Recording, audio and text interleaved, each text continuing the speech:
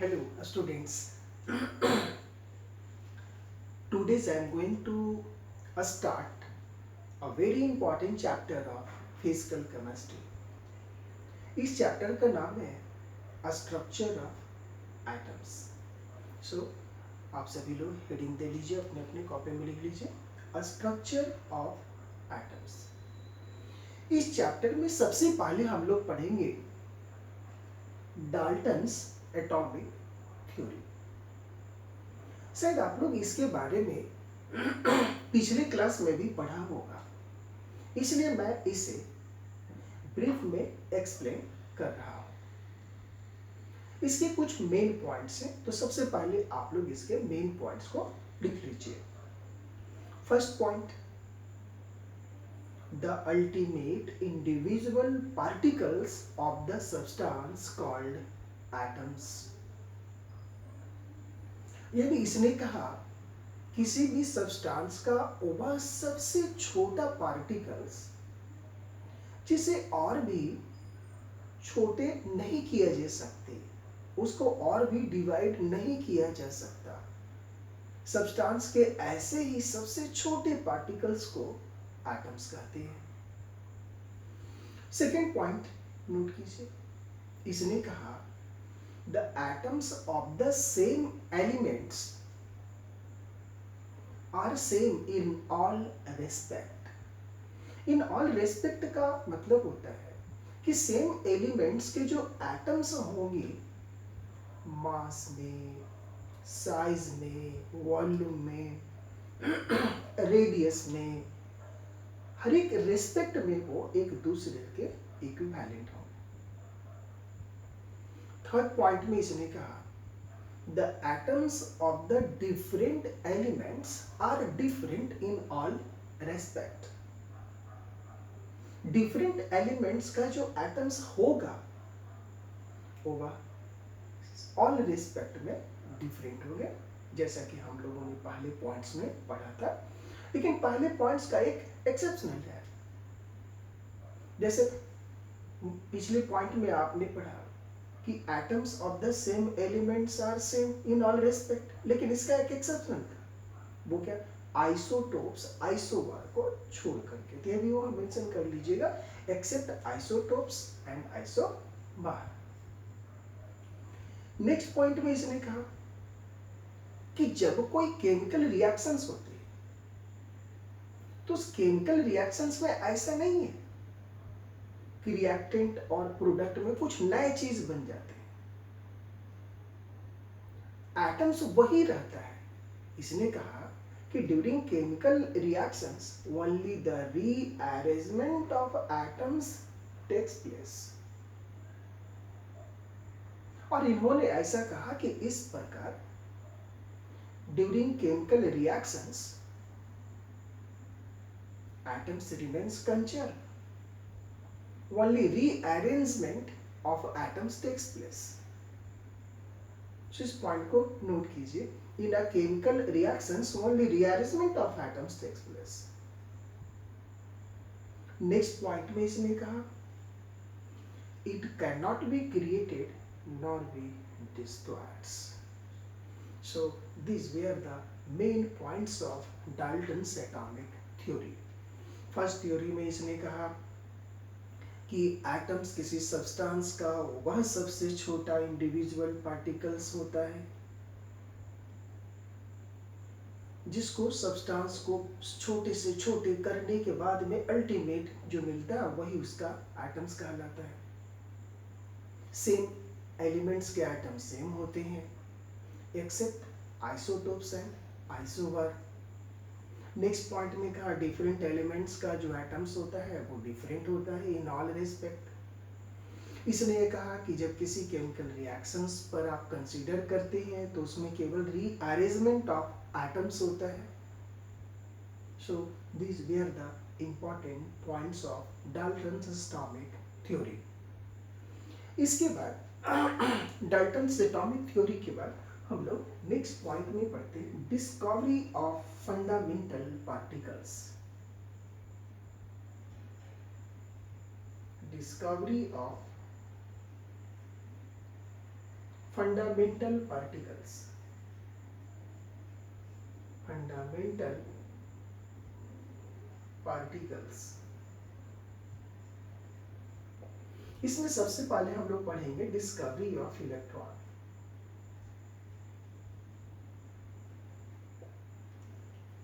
Electron की discovery करने के लिए जो साइंटिस्ट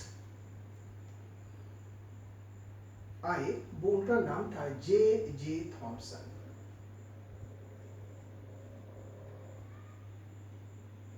यानी इलेक्ट्रॉन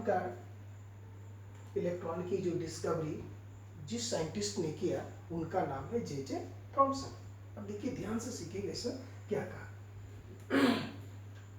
जो बच्चे इसके बारे में पहले से पढ़े भी होंगे तो वो ऐसा ना सोचेंगे कि वही चीज अभी हम लोग डिस्कस करेंगे।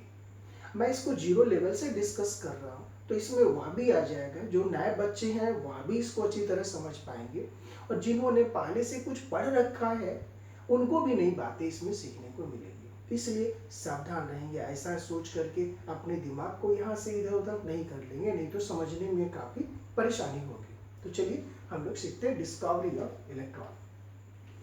इसके लिए जे थॉमसन ने क्या किया, एक डिस्चार्ज ट्यूब लिया। ये हमने एक डिस्चार्ज ट्यूब बनाया है। इस डिस्चार्ज ट्यूब में हमने 2 मेटल प्लेट यूज किया। एक को नेगेटिव पोल से हमें अटैच करना है, एक को पॉजिटिव पोल से हमें अटैच करना है, और जिसे नेगेटिव पोल से अटैच करते हैं उसे कैथोड कहते हैं, जिसे पॉजिटिव पोल से अटैच किए उसे एनोड कहते हैं। अब क्या किया गया कि इस डिस्चार्ज ट्यूब में कैथोड एनोड का यूज किया गया। उसके बाद इसमें सबसे पहले एयर भर दिया गया। इस डिस्चार्ज ट्यूब में सबसे पहले क्या भरा गया, एयर। तो एयर का जो प्रेशर होता है वह 760 mmHg के बराबर होता है और 1 atm के बराबर होता है। तो जब आपने इसके अंदर में एयर फिल कर दिया तो इस डिस्चार्ज ट्यूब के अंदर का भी तो प्रेशर 1 atm हो गया, और ऐसा कहें कि 760 mmHg हो गया। और ऐसा देखा जाता है कि इसके अंदर में जब आपने एयर भर दिया तो उसका भी प्रेशर 1 atm 760 mmHg के बराबर हो गया, और इस प्रेशर पे हाई वोल्टेज अप्लाई किया जाता है। High voltage applied, high voltage. तो जब हाई वोल्टेज यहां से अप्लाई किया जाता है तो इस डिस्चार्ज ट्यूब के अंदर में कोई चेंजिंग दिखाई नहीं देता है, लगता है कुछ हुआ ही नहीं इसके अंदर। तो भाई आपने इसके अंदर में क्या डाला था, एयर। इसका प्रेशर कितना था, 760 mmHg और 1 atm की इक्विवेलेंट। तो इसका मतलब है कि जब एटमॉस्फेरिक प्रेशर पर इससे हाई पोटेंशियल अप्लाइड किया जाता है, यानी हाई वोल्टेज का करंट पास कराया जाता है डिस्चार्ज ट्यूब से, तो उसमें कोई चेंजिंग दिखाई नहीं देता है, जो इस बात को प्रूव करता है कि इसमें आपने भरा था क्या, एयर।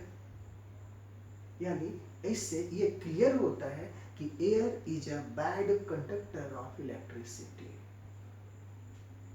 और इसी कंसेप्ट का यूज करके आपने देखा होगा कि जब कहीं बिजली बनाने वाली ये कहीं पर प्लांट लगा होता है, वहाँ से बड़े बड़े टावर में जो ओपन वायर के थ्रू जो करंट को कैरी किया जाता है, इसी कंसेप्ट पर है, क्योंकि उससे 33,000 वोल्ट उससे कैरी किया जाता है। तो यदि एयर कंडक्टर होता तो उसके आसपास जितने भी रहने वाले व्यक्ति हैं उनको तो करंट लग जाता।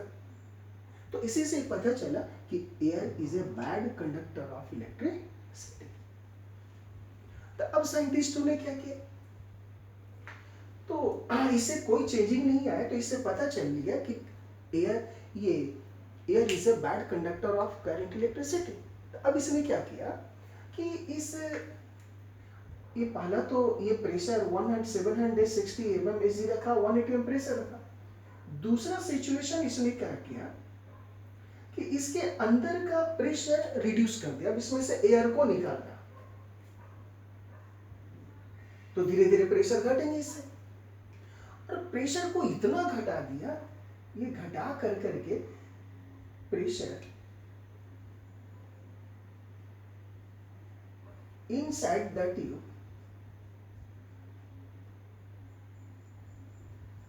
वो इसको कर दिए 0.001 mmHg कर दिए, इतना कम कर दिए।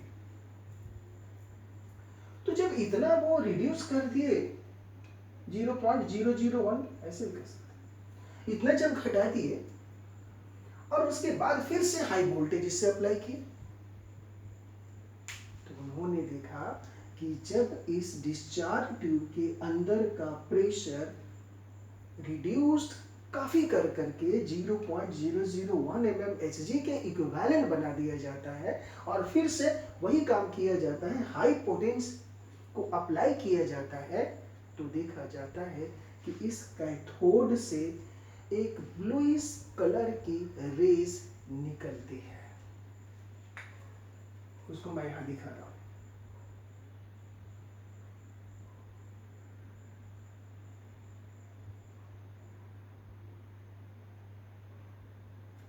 और ये रेस ब्लूइश कलर की होती है।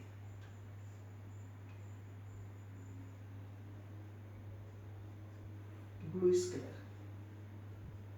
तो जो ब्लूइश कलर की रेस निकली वो निकली कहां से भाई? कैथोड से। कैथोड से ये बाहर निकाल रही है। अब ये जो कैथोड से बाहर निकल रही है वो हाई प्रेशर पे, ये एटमॉस्फेरिक प्रेशर पर निकल रही है या वेरी लो प्रेशर पे? तो आप यहाँ देख रहे हैं वेरी लो प्रेशर पे। तो ये जो रे निकल रही है ब्लूइश कलर का, वह कैथोड से निकल रही है, इसलिए इसी ब्लूइश कलर वाली रेस को कैथोड रेस कहती हैं। इसी का नाम हो गया cathode rays.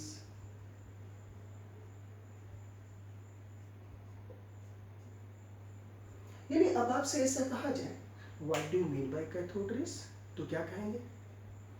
When high potential source is applied at a very low pressure inside the discharge tube,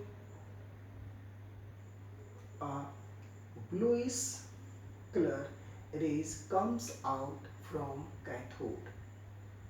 Since they comes out from cathode, that's why it is called cathode rays. तो इससे clear हुआ कि cathode race है क्या। लेकिन आपको पता है कि आपने पढ़ा होगा 19 क्लास में कि electron, proton, neutrons are fundamental particles. तो ये जो कैथोड रेज है, इसी कैथोड रेज को इलेक्ट्रॉन कहा गया। तो ये तो बात समझ में आ रही है कि कैथोड रेज वो इलेक्ट्रॉन है, ठीक है, लेकिन इसे फंडामेंटल पार्टिकल्स क्यों कहा गया, किस आधार पर कहा गया, इसके बारे में हम लोग डिस्कस आगे करते हैं under the characteristics of cathode raise. तो ये बात क्लियर हो गई कि what do you mean by cathode rays. Next अब हम लोग सीखते हैं कैरेक्टरिस्टिक्स ऑफ कैथोड रेज।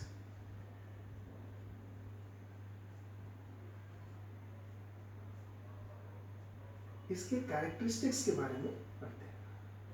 ये कैरेक्टरिस्टिक्स क्या है? Properties of cathode raise. तो फर्स्ट कैरेक्टरिस्टिक्स, अब देखिए ये यहाँ एनोड है और ये कैथोड है, इससे ये रेज निकल रही है। तो आप देख रहे हैं ये रेज निकलने के बाद में इस एनोड के, देखिए एनोड ऐसा है और कैथोड रेज का ऐसा है, तो दोनों एक दूसरे के परपेंडिकुलर है ना, यानी cathode rays travel in a straight line to the perpendicular of anode। तो फर्स्ट कैरेक्टरिस्टिक्स नोट कीजिए, cathode rays comes out from cathode and travel in a straight line a straight line in a perpendicular to anode. Second point में लिखिए। अब second point में क्या करते हैं कि ये जो कैथोड रेस है, यहाँ पर हम लोग इलेक्ट्रिक और मैग्नेटिक फील्ड अप्लाई करते हैं। देखिए सेकेंड पॉइंट, यहाँ ये डिस्चार्ज ट्यूब हमने बनाया,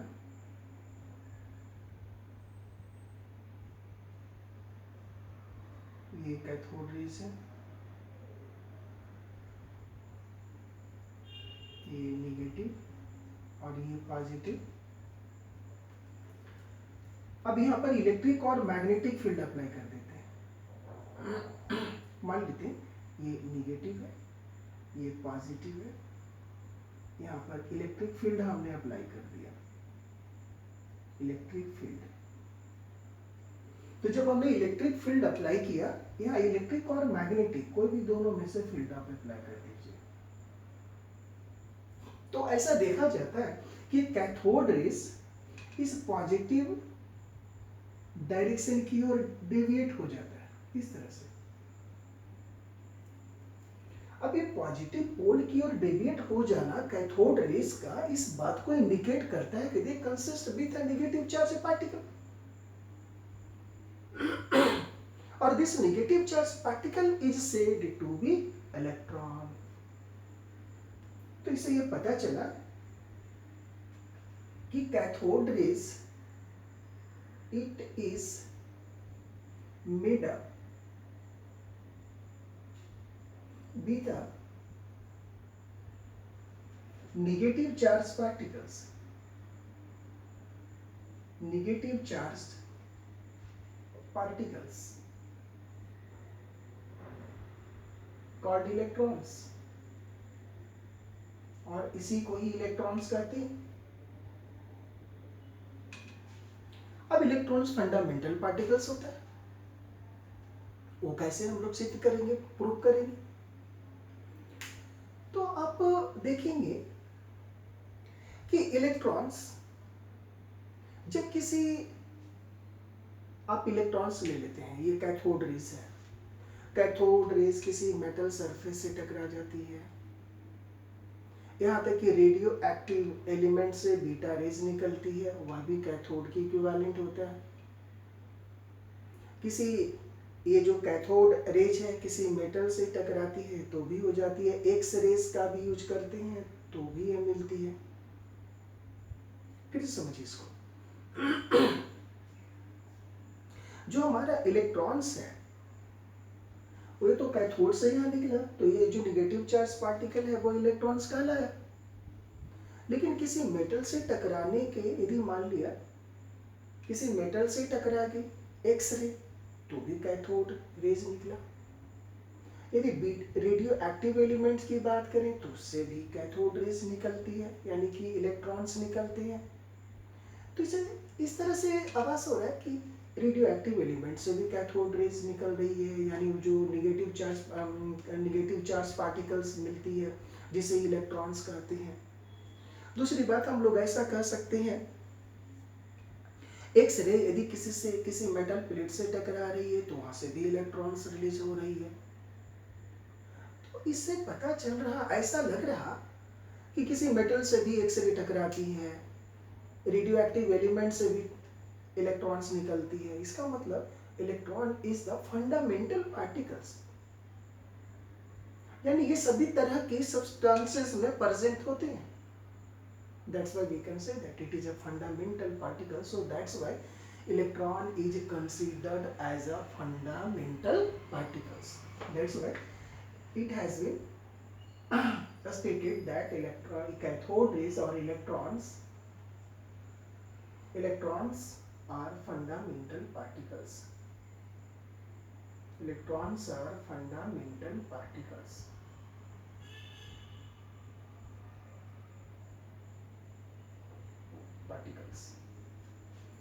Next point, इस कैथोड रेस के रास्ते में, इसके पाथ में आप क्या कीजिए, कोई लाइट पैडल व्हील को प्लेस कर दीजिए, तो वह लाइट पैडल व्हील को रोटेट कर देता है। इस start rotating the light paddle wheel, that indicates it is made up with a material particles। इसको हम लोग ऐसे लिख सकते हैं, when a light paddle wheel is placed in the path of cathode rays, it start rotating the light paddle wheel and it proves it is made up with the material particles। Next point, when we placed a metal, it cast shadow। जब आप किसी metal को रख देते हैं जो कि transparent नहीं है, तो उसको दूसरी ओर उसकी शैडो बन जाती है। That indicates, that proves cathode rays travel in a straight lines. वो स्ट्रेट लाइन में ट्रेवल करती है। Next point, when cathode rays is passes through a gas, it get ionized the gaseous molecules or gaseous particles। यानी जो cathode rays होती हैं उसमें gas को आयोनाइज करने की प्रॉपर्टीज होती है। नेक्स्ट पॉइंट, कैथोड रेज की वेलोसिटी लाइट वेलोसिटी का 1/10 पार्ट होता है। नेक्स्ट पॉइंट, कैथोड रेज की जो मास होती है वो हाइड्रोजन के मास के 1/1837 पार्ट के इक्विवेलेंट होता है। So this were the characteristics of cathode rays. यानी हम लोगों ने आज क्या पढ़ा, आज छोटा लेक्चर है because today is the first class of structure of atom. तो मैं आपने जो पढ़ा मैं उसको रिवाइज कर दे रहा हूँ। आपने इस चैप्टर में पढ़ा डाल्टन्स एटॉमिक थ्योरी क्या है। इसमें ये बताया गया कि atom is the ultimate individual particles of the substance that doesn't exist in a free state but in a combined state। Same elements of atoms are same in all respect। The atoms of different elements are different in all respect except isotopes and isomer। In chemical reactions only the rearrangement of atoms takes place। So these were the main points of Dalton's atomic theory. उसके बाद हम लोगों ने पढ़ा cathode rays. तो हम लोगों ने कैथोड रेज में देखा air is a bad conductor of electricity because at atmospheric pressure when we fill air inside the discharge tube and applied a high potential source, there is no change occurs inside the discharge tube। That proves air is a bad conductor of current electricity। When we pass high potential source through the discharge tube at a very low pressure, it has been observed that a bluish color rays comes out from cathode and moves towards anode and travel in a straight line and perpendicular to the anode। Since they comes out from cathode, so it is called cathode rays। And after that हम लोगों ने ये पढ़ा characteristics of cathode raise. Cathode ray की characteristic आपने देखा। Cathode rays के रास्ते में यदि आप कोई मेटल को प्लेस कर देंगे तो मेटल की दूसरी ओर उसकी शैडो बन जाती है, जो प्रूव करता है कि ये स्ट्रेट लाइन में ट्रैवल कर रहा। दूसरा, कैथोड रेज के रास्ते में पाथ में यदि आप लाइट पैडल व्हील प्लेस्ड कर देंगे तो उसमें वो स्पिन ला देगा, उसको वो रोटेट कर देता है, जो इस बात को प्रूव करता है cathode rays is made up with material particles. So in this way We all have studied about the what do you mean by Dalton's atomic theory and cathode rays, and cathode ray is a fundamental particles why and the characteristics of cathode rays. So today's thanks to all. In next class we will study how do we calculate about the ratio of charge and mass of cathode rays. So today's thanks to all. Okay, thanks to all.